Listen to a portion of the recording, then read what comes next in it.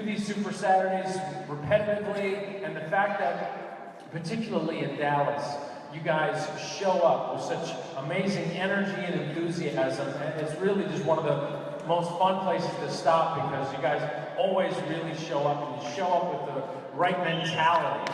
But it's also, it'd be really easy for you not to show up, and that's what I never take for granted. The fact that you come here, you listen to what the next thing we're doing, what's the next wave of stuff. Of course, we've got Core de Force. How many people are, in terms of Team Spirit, how many people have already registered a Team Spirit team? All right, well done. Now let me make a point. Let me do a little commercial for that, because it's really easy to dismiss these kind of things. And in fact, if I could be a coach, I'd be one of those people who are like, I'm not really a joiner.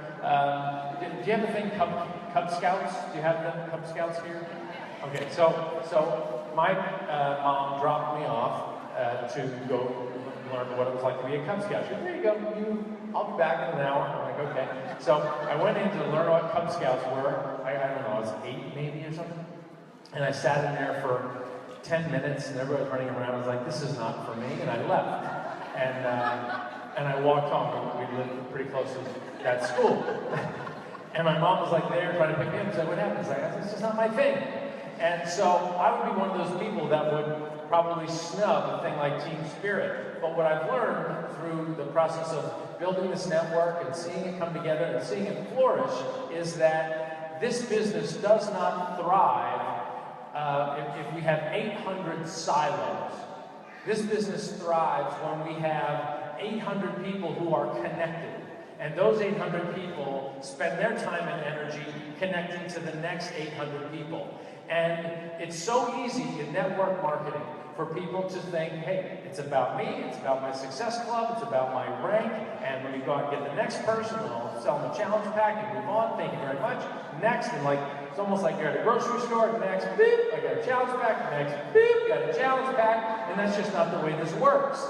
Funny little story, and I hope it was nobody in this room, but my daughter was on Facebook. She's got her Facebook account, and she's in the theater and stuff like that. She'll post stuff that she does. And she came in the other day and she goes, hey, a funny thing happened. I got contacted on Facebook, and this woman goes, hey, I admire the stuff that you do in theater and everything. It's really cool. My daughter's 16, okay? And so the lady goes, I admire the stuff that you're doing. And the daughter's like, thank you very much, really appreciate it. And I think you might be interested in this fitness program that I've got. I was like, which one did she offer you? And why didn't she offer you a challenge pack? But the point is, and I was just like, oh, like I said, I almost wanted to reach out. Hey, this is David, this is Carl. You blew that. Because she didn't try to create a relationship. She was operating like a silo. Now maybe she was, thinking that she was going to bring this new prospect who she didn't know at all into her challenge group, but she didn't create a relationship at all. And that's what things like Team Spirit are like. That's what things like Super Sunday or Super Saturday are like. This is an opportunity for us to all reconnect. And remember that when you go out there and have these conversations, it is critical that you don't go out there and just try to monetize and commercialize human beings. This is peer-to-peer marketing, which is really human-to-human relationship building. And it has to be that way. And in fact, I think we've had a tougher year this year than other years for a couple reasons. This whole presidential thing and terrorism, it's just a weird economy right now. It's very easy to do anything but take care of yourself because there's so many other shiny, weird things happening around us. But at the same time, I think as a network, we're guilty of allowing ourselves to be co-opted by network marketing mentality, which starts to get fascinated with the people who are making the money. And the people who are making the money all of a sudden shine really bright, and they have a really loud decibel level, and they're the ones that you want to see on Facebook and at events, and you're like, ooh, I want a car like her, or I want to get a second house like him, or pay off their mortgage like they did. And it's really easy to get infatuated with that and forget that the wealth building or the financial opportunity of this is not the tip of the spear. The tip of the spear is how we can connect with people, human to human, and provide them a solution with what we have in the box. And what we have in the box happens to be incredible fitness programs and this shake formulated with superfoods and digestive enzymes and prebiotics and protein and fiber and all these phytonutrients that I don't even understand what they do, and love and attention and care, called Shakeology. But here's the thing.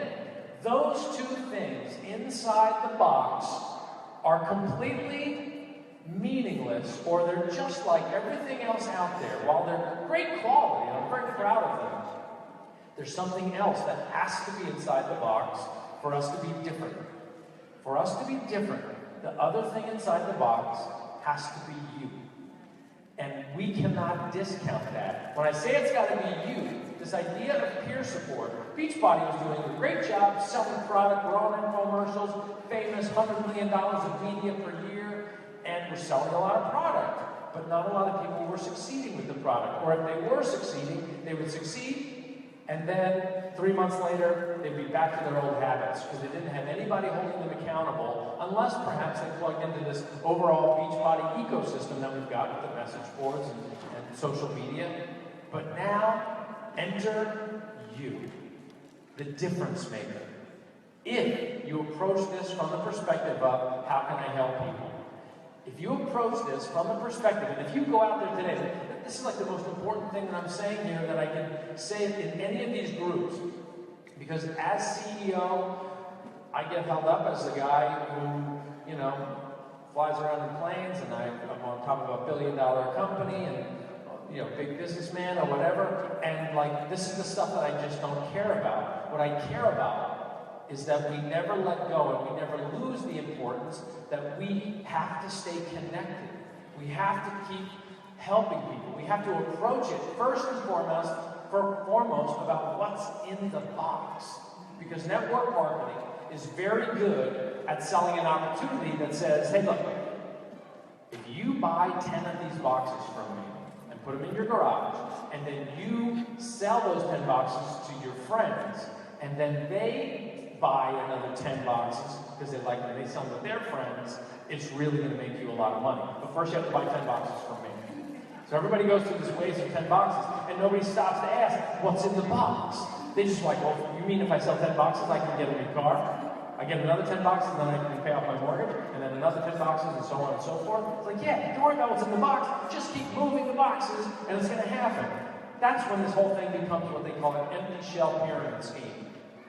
And John and I, when we started this, made a promise to each other that we would never make it that anybody would regret that they had a box of our stuff. They would never regret that they invited friends and families to sit on a freezing cold floor on a Sunday morning and hear a message about health and fitness. We never wanted anybody to regret that relationship, so that if you show up at Thanksgiving with your family, you never have to hide your face like, oh my God, I never followed through with that. Why? Here he comes, he's going to talk to us about that shake. I got one bag of that shake, I could never find the scoop. It's criminal. I told, yesterday I was in Denver, and I was thinking that we could do something kind of like, Willy Wonka and the Chocolate Factory, how they put the golden ticket inside the bar? My idea is like 5 bags a month, we're not going to put the scoop in. So that there's going to be people who, like, they're searching, searching, no, and then they can't find it, so then they send us a photo of their totally chocolate-covered, powdered forearm. They'll get a tour of the factory. That's going to be a good idea. I'd lose a lot of friends, probably, but get a lot of laundry bills. What was I talking about? Oh, so the important thing is that we never lead with the financial opportunity. But what's ironic about it is, in a world with 226, or a continent with 226 million people, overweight or obese, and even that statistic is so clinical. That's 226 million people in North America who don't feel good about themselves, likely. Like, imagine that. Imagine the impact we can have. Last year, I think we served close to 2 million customers. And in the last 12 months, we've served close to 2 million customers. Imagine if we reached 20 million customers. And it's so possible. 20 million people who could approach their daily life feeling a little bit better about themselves. They don't have to have six packs. They don't have to be ripped and muscular and all super fit. But they can just feel a little better about themselves because they understand portion control. They're drinking a shake that feeds their body well, so they've got energy. It's not purely from caffeine or energy where their body's just operating so well that it can actually fight off disease and sickness and just a low-grade fever of not feeling good.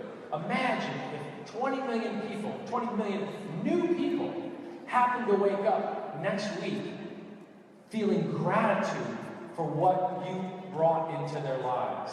That's the opportunity that we've got. That's what I hope.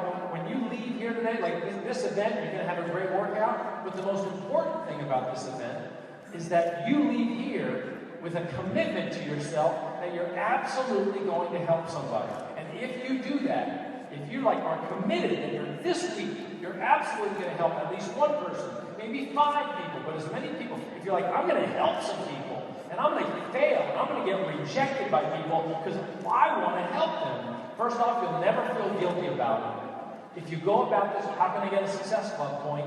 Then you're in danger of being like, I was kind of selfish about that. I was in it for, could I get a Success Club point, or could I get to Emerald? Sorry, Aunt Jane, that's why I signed you up to be a coach. I needed to be Emerald. I don't want you to have to apologize to Aunt Jane. I want you to be like, Aunt Jane, I got you in that challenge pack. I got you in this because I want you to feel better about yourself. I want you to be a part of this year-end resolution because I want you to end the year healthier than the way you started it. You made a New Year's resolution that lasted a week. Let's make a year-end resolution and peg 12/31/16 as being, oh my God, for the first time in years, I'm healthier than I started the year. Like, right now is when we do it. You are the ones with this opportunity. I want this so bad for you, you have no idea. Like, it's like it bursts out of me. Because it's so important. Like, if we don't do this, guys, nobody does it. 226 million people in North America not feeling good about themselves. Wait, hold on. Not feeling good about themselves. 226 million people, they talk about Obamacare going to go up 25% or whatever the expense is. I run a company, health insurance is going up for everybody. You know why the price of health insurance goes up? It's not because the rich are getting richer, it's because the cost of providing health care is going up. And these companies need to make money, so their prices have to go up. How do we fight that? Let's get healthier. That'll show up.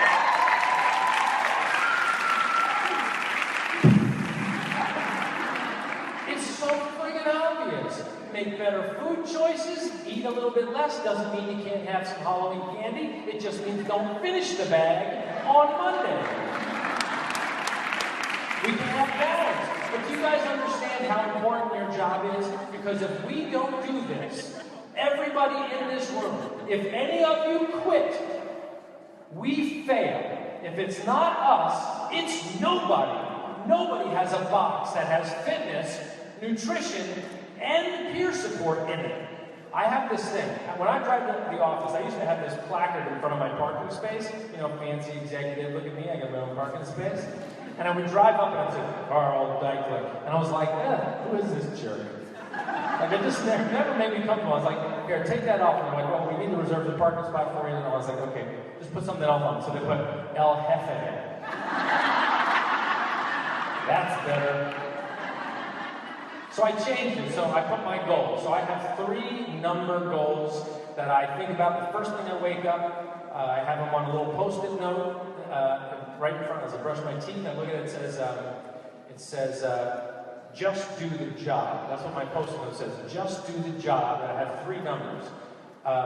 10 million members of Beachbody On Demand, 2 million members subscribed to Shakeology, and 60,000 certified trainers. Those are the 3 numbers that I focus on. So that's what I put on my nameplate in my parking spot. It says 10M, 2M, and 60K. The other day I pulled into my parking spot and there was like this worker there. He's like, are you 10M, 2M, 60K? Reporting for work, sir. But we can reach that many people and so many more if we don't quit. Because I really believe that this box of powerful fitness, like, you know what, the other day I was fighting with myself about my workout. I'm on week 10 of a 3-week yoga retreat.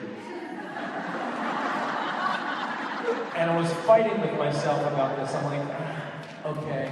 Now, look, I'm not saying that I'm not doing anything. It's just like, because I had a good week and a half of the yoga retreat, and I sort of got antsy, and I wanted to work out a little bit, and I only had so much time. So I started to get into some other stuff and experiment with the programs that we've got in development. And but then I got off track, and I was like, I'd gone like 4 days, 5 days, and I hadn't done anything. And I'm like, I really got to do something. I really should work out. And it's when it was like, occurred to me, like, when did this happen? When did society, when did it get so contemporary that, if you think about the history of time, millions of years of humanity, and you think about, we used to be out there fighting for our lives in nature, climbing trees, picking berries, grabbing stuff out of the ground, killing animals, fighting off attackers, just trying to survive. So we had to move. We walked around and we went to warmer climates, colder climates, we had to move around and survive.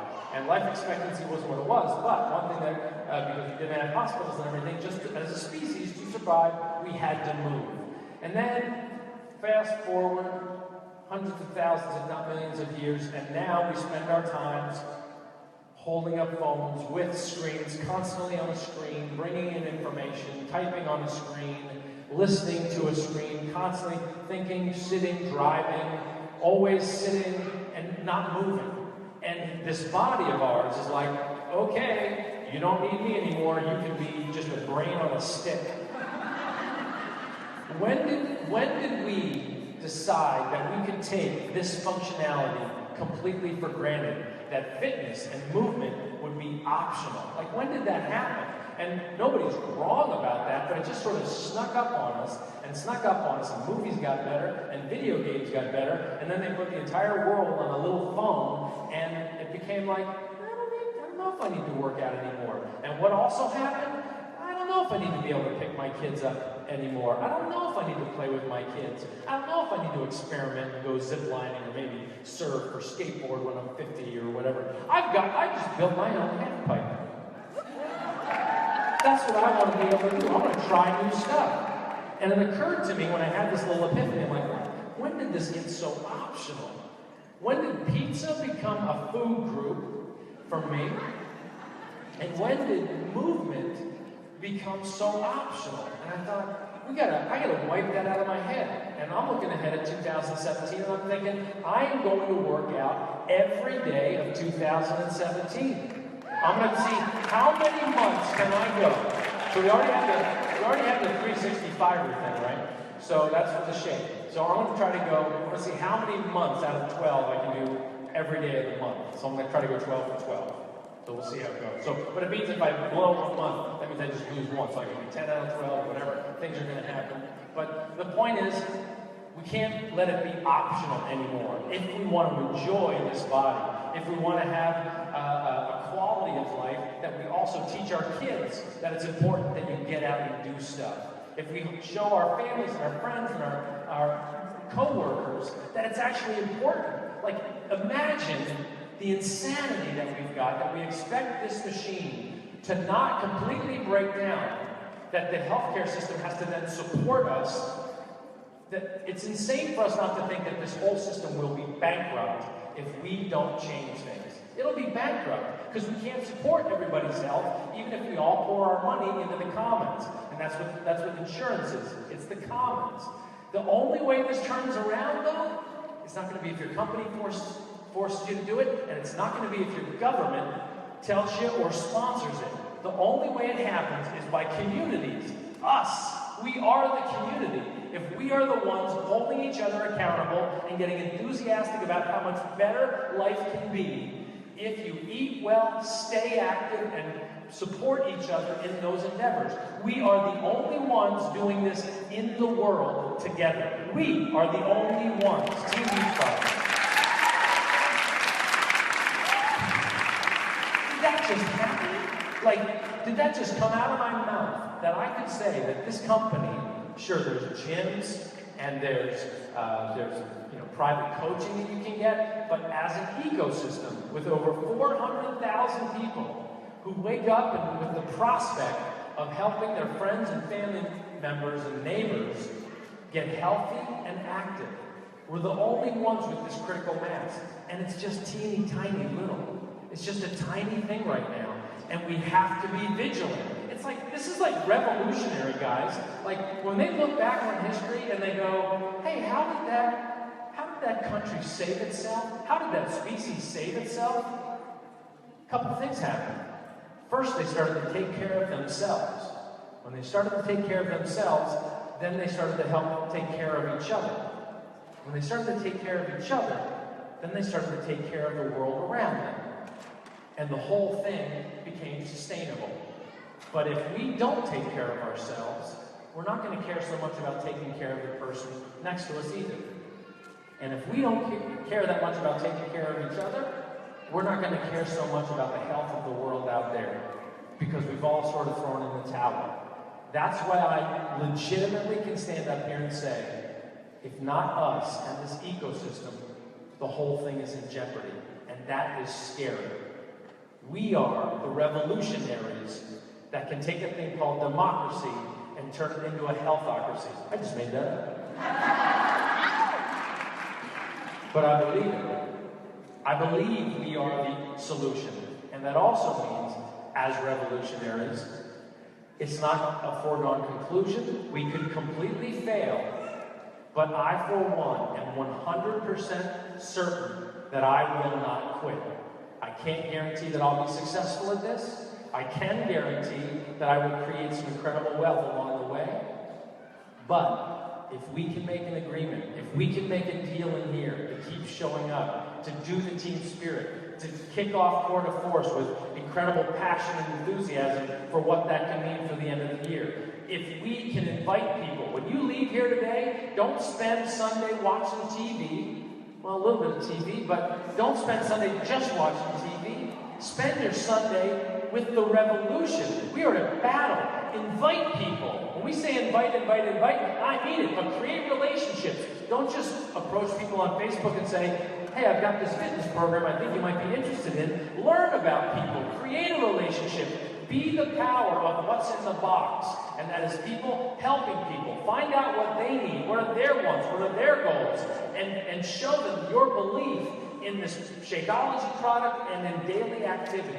Go out there and do that today. Make a commitment that you will help get 3 people into a challenge group this week. This is the year-end resolution. Help people make a year-end resolution this week. Don't put it off. You got a new month starting, but don't wait for the new month. This is a revolution. We need the victory now. I need it today, and I need you to be fully 100% committed to it.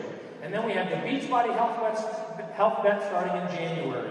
We have so many things to talk about, so many things to promote, but one goal in mind. Help people achieve their goals to lead healthy, fulfilling lives. And you will save lives, and you will be a hero, and I, personally, will be forever grateful for you. Thank you for all your hard work. Thank you for being Team Beachbody. I appreciate you so much.